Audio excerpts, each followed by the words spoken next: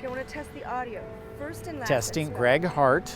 Testing 1, 2, 3. Spell your last name. Hart, and I have 2 G's at the end of Gregg, so it's Gregg. And you were running for? The California State Assembly in the 37th District. And your current title is? I am Santa Barbara County Supervisor from the 2nd District. Okay. Starting with my 5 questions. Number 1, why are you running for office?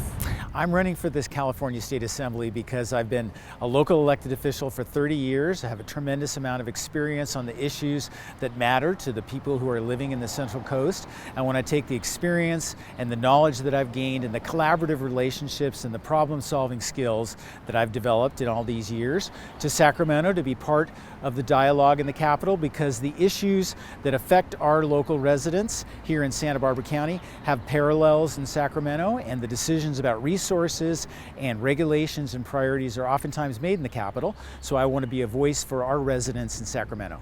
Number 2, what are some of your greatest accomplishments? Well, I'm really proud of the leadership that I exhibited as chair of the board during the COVID-19 pandemic. We all have struggled for the past 2 years in the most extraordinary time of our lives, and I was thrust into the position of being the spokesperson for the county and the Department of Public Health as chair of the board. And I think I brought a calm, reasonable tone to that, where I tried to encourage all of us to stick together and be our best selves during a very difficult period of time. And so I'm proud of that work, and I want to continue to do that as the state representative in Sacramento. What do you believe the community needs most right now? There are so many pressing issues that are confronting folks as we try to navigate our lives, everything from homelessness to affordable housing to renewable energy, climate issues, the economy, inflation. There are so many things that require collaborative, problem-solving leadership, and I have been that kind of an elected official, want to continue to do that in this new role as a member of the State Assembly. And I'm very proud of our community. I think we do wonderfully well working together, and I look forward to being having the chance to continue to do that work in Sacramento. What do you most want voters to know about you? Well, I've lived in this district my entire life. I've devoted myself to public service. I came from a public service family. My father was the library director for the county and city of Santa Barbara. My mom was an elementary school teacher. So we talked about public service at the dinner table when I was a teenager. And I am very passionate about the work I do, trying to help our community. There are so many incredible people that are working in the nonprofit sector, in the business sector, in the education sector.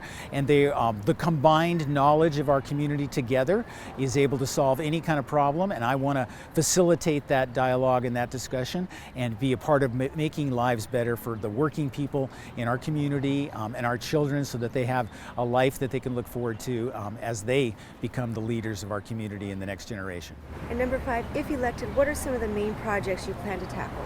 One of the biggest issues, obviously, is homelessness and affordable housing. We have a really unique story to tell here from the city of Santa Barbara and the county of Santa Barbara about the effectiveness of a reliable, predictable, sustainable, affordable housing revenue stream. When we had that in years past, we were able to build thousands of units of affordable housing. Unfortunately, that state funding was dissolved, and we no longer have that reliable funding. So I'd like to work with my colleagues in Sacramento to restore that, so we can get back to building the units that people need to have a quality of life and a dignified place to call home. And I think the story that we have in Santa Barbara County will resonate with the colleagues in Sacramento, and I think we can be successful. And these questions are from my managers. How do you plan to help businesses and community members recover from the pandemic, get back to a sense of normalcy? Well, we are very fortunate to have a very active partnership with the Chambers of Commerce throughout the entire county, working collaboratively with the County of Santa Barbara and the Public Health Department. I was just today at an event with all the Chambers of Commerce, and there's a great teamwork approach to helping local businesses and helping our local economy. It's really job number 1 is to make sure that people have good jobs and that the companies that are working here in Santa Barbara County can flourish and provide those jobs into the future. So the best way to work on problems like that is to work together. This next question, let me read it off and then I'll let you respond. For the state,